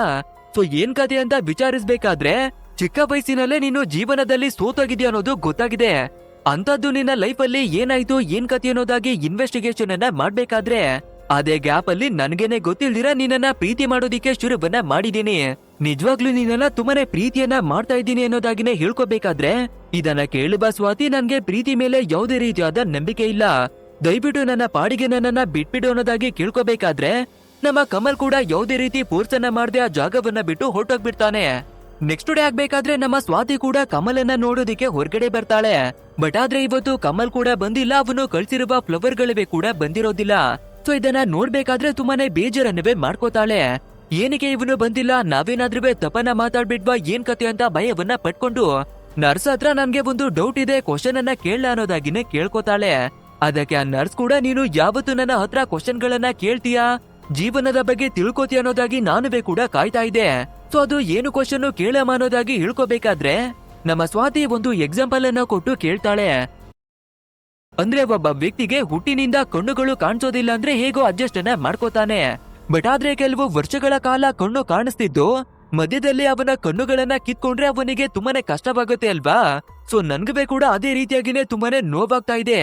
ಆ ಕಮಲನ್ನ ನಾನು ಕಳ್ಕೊಳ್ಳೋದಿಕ್ಕೆ ಇಷ್ಟವನ್ನ ಪಡೋದಿಲ್ಲ. ಅವನು ವಾಪಸ್ಸು ನನ್ಗೆ ಬೇಕು ಅನ್ನೋದಾಗಿ ಅಳೋದಿಕ್ಕೆ ಶುರುವನ್ನ ಮಾಡ್ಕೊಂಡ್ಬಿಡ್ತಾಳೆ. ನಂತರ ಕಮಲು ವಾಪಸ್ಸು ನಮ್ಮ ಹತ್ರ ಬರ್ತಾನೋ ಇಲ್ವೋ ಅಂತ ತುಂಬಾನೇ ಬೇಜಾರನ್ನ ಮಾಡ್ಕೊಂಡು ಮಲ್ಗಿರ್ಬೇಕಾದ್ರೆ ನಮ್ಮ ಕಮಲ್ ಕೂಡ ಮತ್ತೆ ಒಂದು ಬೊಕ್ಕೆಯನ್ನ ಹಿಡ್ಕೊಂಡು ಇವಳ ಹತ್ರಕ್ಕೆನೆ ಬರ್ತಾನೆ. ಅಂದ್ರೆ ನಮ್ಮ ಸ್ವಾತಿಗೆ ಪ್ರೀತಿ ಅಂದ್ರೆ ಏನು, ಅದು ಯಾವ ರೀತಿ ಇರುತ್ತೆ ಅಂತ ಅರ್ಥವನ್ನ ಮಾಡ್ಸೋದಿಕ್ಕಾಗಿ ಇವನು ಬೇಕು ಬೇಕು ಅಂತಾನೆ ಒಂದು ದಿನದ ಗ್ಯಾಪ್ ಅನ್ನ ತಗೊಂಡಿದ್ದು. ಸೊ ಇವಾಗ ಕಮಲು ವಾಪಸ್ ಬರ್ಬೇಕಾದ್ರೆ ಸ್ವಾತಿ ತುಂಬಾನೇ ಹ್ಯಾಪಿಯಾಗಿ ಅವನ ಜೊತೆ ಮಾತಾಡೋದಕ್ಕೆ ಶುರುವನ್ನ ಮಾಡ್ಕೋತಾಳೆ. ಅಂದ್ರೆ ಇಬ್ಬರು ಕೂಡ ಒಂದಾಗ್ತಾರೆ. ಇದನ್ನ ನೋಡುವ ನರ್ಸು ಕೂಡ ತುಂಬಾನೇ ಹ್ಯಾಪಿಯಾಗಿ, ನಾನು ಎಷ್ಟೋ ಕೇಸ್ಗಳನ್ನ ನೋಡಿದೀನಿ, ಬಟ್ ಆದ್ರೆ ಸ್ವಾತಿ ಅವಳ ಕೇಸು ತುಂಬಾನೇ ಡಿಫ್ರೆಂಟು. ಅಂದ್ರೆ ಪ್ರೀತಿ ಎಂತವ್ರನ್ನವೇ ಕೂಡ ಬದಲಾಯಿಸುತ್ತೆ ಅನ್ನೋದಾಗಿನೇ ಹೇಳ್ಕೊಂಡು ಇವಳ ಬಾಯ್ ಫ್ರೆಂಡ್ ಆಗಿರುವ ಬಾಡ್ ಬಾಯ್ ನ ಜೊತೆ ಪ್ರೀತಿಯನ್ನ ಮಾಡ್ಕೊಂಡು ಆ ಜಾಗವನ್ನ ಬಿಟ್ಟು ಹೋಗ್ತಾಳೆ. ಅಂಡ್ ಇದೇ ಎಮೋಷನ್ ನ ಜೊತೆಗೆ ನಮ್ಮ 4ನೇ ಸ್ಟೋರಿ ಕೂಡ ಎಂಡ್ ಆಗುತ್ತೆ. ಅಂಡ್ ಇಲ್ಲಿಗೆ ಸೀನ್ ಅನ್ನ ಕಟ್ ಮಾಡ್ಬೇಕಾದ್ರೆ ನೆಕ್ಸ್ಟ್ ನಮ್ಮ 5ನೇ ಸ್ಟೋರಿ ಶುರುವಾಗುತ್ತೆ. ಅಂಡ್ ಈ 5ನೇ ಸ್ಟೋರಿ ಸ್ವಲ್ಪ ಸಸ್ಪೆನ್ಸ್ ಆಗಿದ್ದು ನಮ್ಮ ತಲೆಯನ್ನ ಪೂರ್ತಿಯಾಗಿನೇ ಕೆಡಿಸುತ್ತೆ. ಆದ್ರಿಂದ ಸ್ವಲ್ಪ ಧ್ಯಾನವನ್ನ ಇಟ್ಟು ಈ ಸ್ಟೋರಿಯನ್ನ ಗಮನಿಸಿ. ಮೊದಲು ನಾವು ರಾನ್ ಅನ್ನುವ ಒಂದು ಹುಡುಗನನ್ನ ನೋಡ್ಬೇಕಾದ್ರೆ ಅವನ ಮನೆಯ ಡೋರ್ ಬೆಲ್ಲು ನಾಕ್ ಆಗುತ್ತೆ. ಸೊ ಯಾರದು ಅಂತ ಓಪನ್ ಮಾಡಿ ನೋಡ್ಬೇಕಾದ್ರೆ ಮೀರಾ ಅನ್ನುವ ಒಂದು ಹುಡುಗಿ. ಅಂಡ್ ಈ ಮೀರಾ ಮತ್ತೆ ರಾನು ಇಬ್ಬರೇ ಕೂಡ ಪ್ರೀತಿಯನ್ನ ಮಾಡಿ ಬರ್ತಿದ್ದಾರೆ. ಸೊ ಇವಾಗ ಸಿಚುವೇಶನ್ ಏನು ಅಂದ್ರೆ ಈ ರಾನು ಮತ್ತೆ ಮೀರಾ ಇಬ್ಬರೇ ಕೂಡ ಸೇರ್ಕೊಂಡು ಡೇವಿಡ್ ಅನ್ನುವ ಮತ್ತೊಬ್ಬ ವ್ಯಕ್ತಿ ಜೊತೆ ಯಾವ್ದೋ ಒಂದು ದೊಡ್ಡ ಡೀಲ್ ಅನ್ನ ಮಾಡಿದ್ದಾರೆ. ಅಂದ್ರೆ ಯಾವ್ದೋ ಒಂದು ಇಲ್ಲಿಗಲ್ ಕೆಲ್ಸವನ್ನ ಮಾಡಿದ್ದಾರೆ. ಆದ್ರಿಂದ ಡೇವಿಡ್ ಎಲ್ಲಿದ್ದಾನೆ, ಏನ್ ಮಾಡ್ತಾ ಇದ್ದಾನೆ ಅನ್ನೋದ್ರ ಬಗ್ಗೆ ಟೆನ್ಷನ್ ಅನ್ನ ಮಾಡ್ಕೊಂಡಿದ್ದಾರೆ. ಸೊ ಇವಾಗ ರಾನು ಆ ಡೇವಿಡ್ಗೆ ಕಾಲ್ ಅನ್ನ ಮಾಡಿ ಎಲ್ಲೇ ಇದ್ರೂ ಕೂಡ ನಮ್ಮ ಮನೆಗೆ ಬಾ ಅನ್ನೋದಾಗಿ ಇನ್ವೈಟ್ ಅನ್ನ ಮಾಡ್ತಾನೆ. ಆಕ್ಚುಲ್ ಆಗಿ ಮೀರಾ ಬಗ್ಗೆ ಹೇಳ್ಬೇಕು ಅಂದ್ರೆ ಆಲ್ರೆಡಿ ಇವಳು ಬೇರೆ ಮದ್ವೆಯನ್ನ ಮಾಡ್ಕೊಂಡಿದ್ದಾಳೆ. ಅಂಡ್ ಇವಳ ಗಂಡನ ಹೆಸರು ಬಂದು ಟೋನಿ ಅಂತ. ಅಂಡ್ ಆ ಟೋನಿ ಕೂಡ ತುಂಬಾನೇ ಶ್ರೀಮಂತನಾಗಿರೋದ್ರಿಂದ ಈ ರಾನು, ಮೀರಾ, ಡೇವಿಡ್ 3 ಜನರವೇ ಕೂಡ ಸೇರ್ಕೊಂಡು ಆ ಟೋನಿ ಹತ್ರ ಇರುವ ಎಲ್ಲಾ ಹಣವನ್ನುವೇ ಕಳ್ಳತನ ಮಾಡ್ಬಿಟ್ಟಿದ್ದಾರೆ. ಸೊ ಇವಾಗ ಅದೇ ಹಣವನ್ನ ಎತ್ಕೊಂಡು ಪರಾರಿ ಆಗೋದಿಕ್ಕಾಗಿನೇ ಪ್ಲಾನ್ ಗಳನ್ನ ಮಾಡ್ತಿರೋದು. ಅಂಡ್ ಇವಾಗ ಈ ರಾನ್ ಕೂಡ ಎಲ್ಲಾ ಹಣವನ್ನ ಎತ್ಕೊಂಡು ಓಡಕ್ ಬಿಡೋಣ ಅಂತ ಹೇಳ್ಕೋಬೇಕಾದ್ರೆ ಅದಕ್ಕೆ ಮೀರಾ ನಾವೇನಾದ್ರೂ ಇವಾಗ್ಲೇನೆ ಓಡಿ ಹೋಗ್ಬಿಟ್ರೆ ಇದನ್ನ ಮಾಡಿರೋದು ನಾವೇನೆ ಅಂತ ಡೌಟ್ ಗಳು ಬಂದ್ಬಿಡುತ್ತೆ. ಸೊ ಸ್ವಲ್ಪ ದಿನಗಳಾದ್ರೂ ಕೂಡ ನಾವು ವೇಟ್ ಅನ್ನ ಮಾಡ್ಬೇಕು ಅನ್ನೋದಾಗಿ ಹೇಳ್ಕೊತಾಳೆ. ಅದಕ್ಕೆ ರಾನು ತುಂಬಾನೇ ಕೋಪವನ್ನ ಮಾಡ್ಕೊಂಡು ಇವಳ ಕುತ್ತಿಗೆಯನ್ನ ಹೆಚ್ಚಿಗೆ ಇವಳ ಹತ್ರ ತಪ್ಪಾಗಿನೇ ನಡ್ಕೊಳ್ಳೋದಿಕ್ಕಾಗಿನೇ ನೋಡ್ತಾನೆ. ಅಂಡ್ ಸ್ವಲ್ಪ ಹೊತ್ತಾಗ್ಬೇಕಾದ್ರೆ ರಾನ್ಗೆ ನಾವು ತಪ್ಪನ ಮಾಡ್ತಿದೀವಿ ಅಂತ ರಿಯಲೈಸ್ ಆಗುತ್ತೆ. ಆದ್ರಿಂದ ಕೋಪದಲ್ಲಿ ಹೀಗೆ ಮಾಡ್ಬಿಟ್ಟೆ ಅನ್ನೋದಾಗಿ ಸಾರಿಯನ್ನ ಕೇಳ್ಕೊತಾನೆ. ಅದಕ್ಕೆ ಮೀರಾ ಏನನ್ನ ಹೇಳ್ತಾಳೆ ಅಂದ್ರೆ, ಟಾನಿ ಕೂಡ ನನ್ಗೆ ಇದೇ ರೀತಿಯಾಗಿ ಟಾರ್ಚರ್ ಅನ್ನ ಕೊಡ್ತಾ ಇರೋದ್ರಿಂದ ನಿನ್ನ ಹತ್ರವಾಗಿನೇ ಬಂದಿರೋದು. ಸೊ ಇವಾಗ ನೀನು ಕೂಡ ನನ್ಗೆ ಟಾರ್ಚರ್ ಅನ್ನ ಕೊಡೋದಿಕ್ಕಾಗಿ ನೋಡಿದ್ರೆ ನಾನು ಯಾರ ಹತ್ರ ಹೋಗ್ಲಿ ಅನ್ನೋದಾಗಿನೇ ಹೇಳ್ಕೊತಾಳೆ. ಅದಕ್ಕೆ ರಾನು, ನಾನು ಕೋಪದಲ್ಲಿ ಈ ರೀತಿಯಾಗಿ ಮಾಡ್ಬಿಟ್ಟೆ. ಸೊ ಇವಾಗ ಡೇವಿಡ್ ಬರೋವರ್ಗುವೆ ಕೂಡ ನಾವು ವೇಟ್ ಅನ್ನ ಮಾಡೋಣ. ಆ ನಂತರ 3 ಜನರುವೆ ಹಣವನ್ನ ತುಂಬಿಕೊಂಡು ಹೋಗ್ಬಿಡೋಣ ಅಂತ ಹೇಳಿ ಎಲ್ಲಾ ಹಣವನ್ನ ಬ್ಯಾಗ್ ನ ಒಳಗಡೆಗೆ ಪ್ಯಾಕ್ ಅನ್ನ ಮಾಡೋದಿಕ್ಕಾಗಿನೇ ಹೊರಟು ಬರ್ತಾನೆ. ಸೊ ಹಿಂದೆ ಮೀರಾ ಅವಳನ್ನ ನೋಡ್ಬೇಕಾದ್ರೆ ಗನ್ ಅನ್ನ ಪಾಯಿಂಟ್ ಮಾಡಿ ನಿಂತ್ಕೋತಾಳೆ. ಟೋನಿ ಕೂಡ ಇದೇ ರೀತಿಯಾಗಿ ನನ್ಗೆ ಟಾರ್ಚರ್ ಗಳನ್ನ ಕೊಟ್ಟಿ ಬರ್ತಿದ್ದ. ಇವಾಗ ನೀನುವೇ ಕೂಡ ಇದೇ ರೀತಿಯಾಗಿ ಬೇಹವನ್ನ ಮಾಡ್ತಿದ್ಯಾ ಅಂದ್ರೆ ಮುಂದೆ ನೀನು ನನ್ನ ಪ್ರಾಣವನ್ನವೇ ಕೂಡ ತೆಗಿಬಹುದು. ಸೊ ನಿನ್ ಮೇಲೆ ನನ್ಗೆ ಯಾವುದೇ ನಂಬಿಕೆ ಇಲ್ದೇ ಇರೋದ್ರಿಂದ ನಿನ್ನ ಕಥೆಯನ್ನ ಮುಗಿಸಿ ಎಲ್ಲಾ ಹಣವನ್ನ ನಾನೇ ತಗೊಂಡೋಗ್ತೀನಿ ಅಂತ ಹೇಳ್ಕೊಂಡು ಸೀದಾ ಅವನಿಗೆ ಶೂಟ್ ಅನ್ನ ಮಾಡಿ ಕಥೆಯನ್ನ ಮುಗಿಸ್ಬಿಡ್ತಾಳೆ. ಅಂಡ್ ಇಲ್ಲಿಗೆ ಸೀನ್ ಅನ್ನ ಕಟ್ ಮಾಡಿ ಎಚ್ಚರಿಯಾಗಬೇಕಾದ್ರೆ ರಾನು ಇದನ್ನ ಕನಸಾಗಿನೇ ಕಂಡಿರೋದು. ಸೊ ಇವಾಗ ಕನಸಿಂದ ಎಚ್ಚರಿಯಾಗಿ ಫುಲ್ ಗಾಬರಿಯಾಗಿದ್ದಾನೆ. ಅಂಡ್ ಯಾರಿಗೊತ್ತು ಮೀರಾ ಇದೇ ರೀತಿಯಾಗಿ ನಡ್ಕೋಬಹುದು ಅಂತ ಯೋಚನೆಯನ್ನ ಮಾಡಿ ಒಂದು ಗನ್ನನ್ನ ಫಸ್ಟ್ ಎತ್ತಿ ಒಂದು ಜಾಗದಲ್ಲಿ ಬಚ್ಚಿ ಮಡುತ್ತಾನೆ. ಅಂಡ್ ಇದೇ ಟೈಮಿಗೆ ಡೋರ್ ಕೂಡ ನಾಕ್ ಆಗ್ಬೇಕಾದ್ರೆ ಬಂದು ತೆಗಿತಾನೆ. ಅಂಡ್ ಇವಾಗ ಸೇಮು ಬಾಗಿಲಲ್ಲಿ ಮೀರಾನೆ ಬಂದು ನಿಂತಿರೋದು. ಅಂಡ್ ಇವಾಗ ಒಳಗಡೆ ಬಂದು ಡೇವಿಡ್ ಎಲ್ಲಿದ್ದಾನೆ ಫೋನನ್ನ ಮಾಡು ಅನ್ನೋದಾಗಿನೇ ಹೇಳ್ಕೊತಾಳೆ. ಅಂದ್ರೆ ಕನಸಲ್ಲಿ ನಡೆದಿರುವ ಎಲ್ಲ ವಿಷಯಗಳೇ ಕೂಡ ರಿಯಲ್ ನಲ್ಲಿ ನಡೆಯೋದಿಕ್ಕೆ ಶುರುವಾಗುತ್ತೆ. ಅದಕ್ಕೆ ಈ ರಾನ್ ಕೂಡ ನಿನ್ನ ಗಂಡನಾಗಿರುವ ಟೋನಿ ಇದ್ದಾನೆ ಅಲ್ವಾ, ಅವನು ಟಾರ್ಚರ್ ಅನ್ನ ಕೊಡೋ ಹಾಗೆ ನಾನುವೇ ಕೂಡ ಟಾರ್ಚರ್ ಅನ್ನ ಕೊಡ್ತೀನ ಅಂತ ಕೇಳ್ಕೊತಾನೆ. ಅದಕ್ಕೆ ಮೀರಾ, ಟೋನಿಯಲ್ಲಿ ನೀನೆಲ್ಲಿ, ಅವನು ನನ್ಗೆ ಟಾರ್ಚರ್ ಅನ್ನ ಕೊಡ್ತಾನೆ, ನೀನು ಪ್ರೀತಿಯನ್ನ ಮಾಡಿ ಬರ್ತೀಯ ಅನ್ನೋದಾಗಿನೇ ಹೇಳ್ಕೊತಾಳೆ. ನಂದ್ರೆ ಇವಳು ಲೈಟರ್ ಅನ್ನ ಎತ್ಕೊಳ್ಳೋಣ ಅಂತ ಬ್ಯಾಗಿನ ಒಳಗಡೆಗೆ ಕೈಯನ್ನ ಹಾಕ್ಬೇಕಾದ್ರೆ ಇದನ್ನ ನೋಡಿ ಅಲರ್ಟ್ ಆಗುವ ರೋನು ಫಟ್ ಅಂತ ಗನ್ನನ್ನ ಎತ್ಕೊಂಡು ನಿಂತ್ಕೋತಾನೆ. ನನ್ಗೆ ಗೊತ್ತು ನನ್ನ ಕಥೆಯನ್ನ ಮುಗ್ಸೋದಿಕ್ಕೆ ನೀನು ಗನ್ನನ್ನ ತೆಗಿತೀವಿ ಅನ್ನೋದಾಗಿ ಹೇಳ್ಕೊತಾನೆ. ಅವಳು ಇಲ್ಲ ಅನ್ನೋದಾಗಿ ಹೇಳೋದಿಕ್ಕಾಗಿನೇ ನೋಡ್ತಿರ್ತಾಳೆ. ಬಟ್ ಆದ್ರೆ ಇವನು ಶೂಟ್ ಅನ್ನ ಮಾಡಿ ಮೀರಾ ಅವಳ ಕಥೆಯನ್ನ ಮುಗಿಸ್ಬಿಡ್ತಾನೆ. ಅಂಡ್ ಇಲ್ಲಿಗೆ ಸೀನ್ ಅನ್ನ ಕಟ್ ಮಾಡಿ ತೋರಿಸ್ಬೇಕಾದ್ರೆ ಇವಾಗ ನಡೆದಿರುವ ಘಟನೆ ನಮ್ಮ ಮೀರಾ ಅವಳಿಗೆ ಕನಸಾಗಿನೇ ಬಿದ್ದಿದೆ. ಸೊ ಇಬ್ಳು ಕೂಡ ಕನಸಿನಿಂದ ಗಾಬರಿಯಾಗಿನೇ ಎದ್ದು ಈ ರೀತಿಯಾಗಿ ನಡಿಬಾರ್ದು ಅನ್ನೋದಾಗಿನೇ ಯೋಚನೆಯನ್ನ ಮಾಡ್ತಾಳೆ. ನಂತರ ಸೀದಾ ರಾನ್ ಅವನ ಮನೆಗೆ ಬಂದು ಡೋರ್ ಅನ್ನ ನಾಕ್ ಮಾಡಿ ಒಳಗಡೆ ಬಂದು ಡೇವಿಡ್ಗೆ ಫೋನ್ ಮಾಡು ಅನ್ನೋದಾಗಿನೇ ಹೇಳ್ಕೊತಾಳೆ. ಅಂಡ್ ಈ ಕಡೆ ರಾನ್ ಅವನನ್ನ ನೋಡ್ಬೇಕಾದ್ರೆ ಇವನಿಗುವೆ ಕನಸು ಬಿದ್ದಿದೆ ಅಲ್ವಾ, ಸೊ ಅದ್ರಿಂದ ಇವನುವೆ ಕೂಡ ಭಯವನ್ನ ಪಟ್ಕೊಂಡಿದ್ದಾನೆ. ಇನ್ನೊಂದ್ ಕಡೆ ನಮ್ಮ ಮೀರಾ ಕೂಡ ಅವಳಿಗೆ ಬಿದ್ದಿರುವ ಕನಸಿನಿಂದ ಅವಳು ಕೂಡ ಭಯವನ್ನ ಪಟ್ಟಿದ್ದಾಳೆ. ಸೊ ಇದೇ ಭಯದಲ್ಲಿ ಇಬ್ಬರಿಗೂ ಕೂಡ ಗನ್ನನ್ನ ತೆಗೆದು ಪಾಯಿಂಟ್ ಅನ್ನ ಮಾಡಿ ನಿಂತ್ಕೋತಾರೆ. ಅಂಡ್ ಇವಾಗ ಮನೆ ಒಳಗಡೆಯಿಂದ ತುಂಬಾನೇ ವಿಚಿತ್ರವಾದ ಶಬ್ದಗಳು ಕೇಳಿ ಬರುತ್ತೆ. ಏನದು ಅಂತ ಇಬ್ರು ಕೂಡ ನೋಡ್ಬೇಕಾದ್ರೆ ಇವರ ಹಾಗೇನೆ ಇರುವ ಮತ್ತಿಬ್ಬರ ವ್ಯಕ್ತಿಗಳು ಗನ್ನನ್ನ ಹಿಡ್ಕೊಂಡು ಇವರ ಹತ್ರಕ್ಕಾಗಿನೇ ಬರ್ತಾರೆ. ಅಂಡ್ ಇವರ ರೀತಿಯಾಗಿರುವ 4 ಕಪಲ್ಗಳು ಬಂದು ಗನ್ನನ್ನ ಹಿಡ್ಕೊಂಡು ನಿಂತಿದ್ದಾರೆ. ಇಲ್ಲಿ ಏನ್ ತಾನೇ ನಡೀತಾ ಇದ್ದಾರೆ ಅಂತ ನಾವು ಕನ್ಫ್ಯೂಷನ್ ಆಗ್ಬೇಕಾದ್ರೆ ಇವರು ಡ್ರಗ್ಸ್ ಅನ್ನ ತಗೊಂಡಿರೋದ್ರಿಂದ ಹ್ಯಾಲುಸಿನೇಷನ್ ಆಗಿ 4 ಜನಗಳು ಕಾಣಿಸ್ತಾ ಇರೋದು. ಅಂಡ್ ಇಬ್ಬರುವೆ ಕೂಡ ತುಂಬಾನೇ ಗಾಬರಿಯನ್ನ ಮಾಡ್ಕೊಂಡು ಫೈರ್ ಅನ್ನ ಮಾಡಿ ಇಬ್ಬರುವೆ ತೀರೋಗ್ಬಿಡ್ತಾರೆ. ಬಟ್ ಆದ್ರೆ ಸಾಯಿಬ ಕ್ಷಣದಲ್ಲಿ ಒಬ್ಬರ ಮೇಲೆ ಒಬ್ಬರು ಡೌಟ್ ಅನ್ನ ಪಟ್ಟು ಈ ರೀತಿ ತಪ್ಪನ ಮಾಡ್ಕೋಬಿಟ್ವಿ ಅನ್ನೋದಾಗಿ ರಿಯಲೈಸ್ ಆಗುತ್ತೆ. ಅಂಡ್ ಇಬ್ರು ತೀರೋದ್ಮೇಲೆ ಡೇವಿಡ್ ಕೂಡ ಮನೆ ಒಳಗಡೆಗಾಗಿನೇ ಎಂಟ್ರಿ ಕೊಡ್ತಾನೆ. ಅಂದ್ರೆ ನಮ್ಮ ರಾನು ಮತ್ತೆ ಕೋಳನ್ನ ಮಾಡಿ ಕರೆದ್ರುವೆ ಕೂಡ ಅವನು ಬರ್ತಾನೆ ಇರ್ಲಿಲ್ಲ. ಬಟ್ ಆದ್ರೆ ಇವರು ಸತ್ತೋದ ನಂತರ ಮನೆ ಒಳಗಡೆಗಾಗಿ ಬಂದಿದ್ದಾನೆ. ಅಂದ್ರೆ ಇದ್ರರ್ಥ ಇವರಿಬ್ಬರಿಗೂ ಕೂಡ ತೀರಿ ಹೋಗೋದಿಕ್ಕೆ ಇವನೇನೆ ಕಾರಣ. ಅಂದ್ರೆ ಇವರಿಗೆ ಹ್ಯಾಲುಸಿನೇಷನ್ ಆಗಿ ಒಬ್ರ ಮೇಲೆ ಒಬ್ರು ಡೌಟ್ ಅನ್ನ ಪಡ್ಲಿ ಅಂತ ಇವರಿಗೆ ಡ್ರಗ್ ಅನ್ನ ಫೀಡ್ ಮಾಡಿರೋದು ಬೇರೆ ಯಾರಿವೆಲ್ಲ ಈ ಡೇವಿಡೇನೆ. ನಂದ್ರೆ ಇವನು ಹಣವರ ಎತ್ಕೊಂಡು ವಾಪಸ್ ಹೋಗ್ಬಿಡೋಣ ಅಂತ ನೋಡ್ತಿರ್ಬೇಕಾದ್ರೆ ಮೀರಾ ಅವಳ ಹಸ್ಬೆಂಡ್ಗೆ ಎಲ್ಲಾ ವಿಷಯಗಳಿವೆ ಕೂಡ ಗೊತ್ತಾಗ್ಬಿಟ್ಟಿರುತ್ತೆ. ಸೊ ಸೀದಾ ಅವನು ಗನ್ನನ್ನ ತೆಗೆದು ಡೇವಿಡ್ ಅವನಿಗೆ ಶೂಟ್ ಅನ್ನ ಮಾಡಿ ಇವನ ಕಥೆಯನ್ನುವೆ ಕೂಡ ಮುಗಿಸ್ತಾನೆ. ಬಟ್ ಆದ್ರೆ ಇದು ಕೂಡ ನಿಜ ಅಲ್ಲ, ಯಾಕಂದ್ರೆ ಈ ಬಾರಿಯಾಗಿ ಕನಸನ್ನ ಕಂಡಿರೋದು ಈ ಡೇವಿಡ್. ಸೊ ಈ ಕನಸು ನಿಜವಾಗಿ ನಡೆದ್ಬಿಟ್ರೆ ಏನ್ ಕತೆ ಅಂತ ಇವನುವೆ ಕೂಡ ಗಾಬರಿಯನ್ನ ಮಾಡ್ಕೋತಿರ್ಬೇಕಾದ್ರೆ ಇದೇ ಟೈಮಿಗೆ ರಾನು ಕಾಲನ್ನ ಮಾಡಿ ಎಲ್ಲಿದ್ಯಾ ಬೇಗ ಬಾ ಅನ್ನೋದಾಗಿನೇ ಕರೀತಾನೆ. ಅಂದ್ರೆ ಇವರು ಯಾವ ರೀತಿಯಾಗಿ ಕನಸನ್ನ ಕಂಡ್ರು ಅದೇ ರೀತಿಯಾಗಿನೇ ರಿಯಲ್ ನಲ್ಲಿ ನಡೆಯೋದಿಕ್ಕೆ ಶುರುವಾಗುತ್ತೆ. ಸೊ ಇದೇ ಕನ್ಫ್ಯೂಷನ್ ನ ಜೊತೆಗೆ ಈ ಸ್ಟೋರಿ ಕೂಡ ಎಂಡ್ ಆಗುತ್ತೆ. ಗೈಸ್ ಇಲ್ಲಿವರೆಗುವೆ ನಾವು ಟೋಟಲ್ ಆಗಿ 5 ಸ್ಟೋರಿಗಳನ್ನ ನೋಡಿದೀವಿ. ಅಂಡ್ ಇವಾಗ ನಾವು ಪ್ರೆಸೆಂಟ್ ಗೆ ಶಿಫ್ಟ್ ಆಗ್ಬೇಕಾದ್ರೆ ಆ ವ್ಯಕ್ತಿ ಸಾಯ್ತಿದ್ದ ಹುಡುಗನಿಗೆ 5 ಸ್ಟೋರಿಗಳನ್ನುವೆ ಹೇಳಿರೋದು. ಮೊದಲನೇದ್ರಲ್ಲಿ 50 ವರ್ಷಗಳ ನಂತರವಾಗಿ ಮದುವೆಯಾಗುವ ಕಪಲ್ ಅನ್ನ ನೋಡ್ತೀವಿ. ಅಂದ್ರೆ ನಮ್ಮ ಲೈಫ್ ಯಾವಾಗ ಬೇಕಾದ್ರೂ ಬದಲಾಗಬಹುದು ಅನ್ನುವ ಮೆಸೇಜ್ ಅನ್ನ ಕೊಡ್ತಾರೆ. ಇನ್ನು ಎರಡನೇದಾಗಿ ಒಬ್ಬ ಸೈಕೋ ಫೋಟೋಗ್ರಾಫರ್ ನ ಸ್ಟೋರಿಯನ್ನ ನೋಡ್ಬೇಕಾದ್ರೆ ಅದ್ರಿಂದ ನಾವು ಯಾರನ್ನೂ ಕೂಡ ಬ್ಲೈಂಡ್ ಆಗಿ ನಂಬಾರ್ದು ಅನ್ನುವ ಮೆಸೇಜ್ ಅನ್ನ ತಿಳ್ಕೊತೀವಿ. ಇನ್ನು 3ನೇ ಸ್ಟೋರಿಯಲ್ಲಿ ಒಬ್ಬ ಬೈಕ್ ರೈಸರ್ ನ ಬಗ್ಗೆ ನೋಡೋದಾದ್ರೆ ಯಾರಾದ್ರೂ ನಮ್ಗೆ ಒಂದು ವಿಷಯವನ್ನ ಪದೇ ಹೇಳ್ತಿದ್ದಾರೆ ಅಂದ್ರೆ ಅದಕ್ಕೆ ಬೆಲೆಯನ್ನ ಕೊಟ್ಟು ಅವರ ಮಾತನ್ನ ಕೇಳ್ಬೇಕು ಅನ್ನೋದನ್ನ ಕಲಿತೀವಿ. ಇನ್ನು 4ನೇದಾಗಿ ಒಂದು ಹುಡುಗಿ ಜೀವನದ ಮೇಲೆ ಎಲ್ಲ ಆಸೆಗಳನ್ನ ಬಿಟ್ಟು ನಿರಾಶೆ ಆಗಿರ್ಬೇಕಾದ್ರೆ ಪ್ರೀತಿಯಿಂದ ನಾವು ಏನ್ ಬೇಕಾದ್ರೂ ಬದಲಾಯಿಸಬಹುದು ಅನ್ನೋದನ್ನ ಕಲಿತೀವಿ. ಇನ್ನು ಕೊನೆಯದಾಗಿರುವ ಸ್ಟೋರಿಯನ್ನ ನಾವು ನೋಡ್ಬೇಕಾದ್ರೆ ತುಂಬಾನೇ ಕನ್ಫ್ಯೂಷನ್ ಆಗಿದೆ.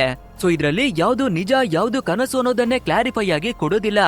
ಅಂದ್ರೆ ಇದ್ರರ್ಥ ನಮ್ಮ ಲೈಫ್ ಕೂಡ ಯಾವಾಗ ಬೇಕಾದ್ರೂ ಕನಸಾಗಬಹುದು, ಯಾವಾಗ ಬೇಕಾದ್ರೂ ನನಸಾಗಬಹುದು. ಸೊ ಇದೇ ರೀತಿಯಾದ ಕನ್ಫ್ಯೂಷನ್ ಅಲ್ಲಿ ಸಿಕ್ಕಾಕೊಂಡಿರುತ್ತೆ. ಅದಕ್ಕೆ ಒಂದು ಕ್ಲಾರಿಫೈ ಆಗಿರುವ ನಿರ್ಧಾರವನ್ನ ತಗೋಬೇಕು ಅನ್ನುವ ಮೆಸೇಜ್ ಅನ್ನ ನೋಡ್ತೀವಿ. ಅಂಡ್ ಈ ಎಲ್ಲವನ್ನ ವ್ಯಕ್ತಿ ಹುಡುಗನಿಗೆ ಬಿಡಿಸಿ ಹೇಳ್ಬೇಕಾದ್ರೆ ಅವನುವೆ ಕೂಡ ಲೈಫ್ ನ ಬಗ್ಗೆ ಅರ್ಥವನ್ನ ಮಾಡ್ಕೋತಾನೆ. ಸೊ ಈ ಮೆಸೇಜ್ಗಳು ಕೇವಲ ಮೂವಿಗಲ್ಲ, ಬದಲಾಗಿ ನಮ್ಮ ಲೈಫ್ಗೂ ಕೂಡ ಸಂಬಂಧಪಟ್ಟಿರೋದು ಅನ್ನುವ ಒಂದು ಮೆಸೇಜ್ ನ ಜೊತೆಗೆ ಇವತ್ತಿನ ಮೂವಿಯನ್ನುವೆ ಕೂಡ ಎಂಡ್ ಅನ್ನ ಮಾಡ್ತಾರೆ.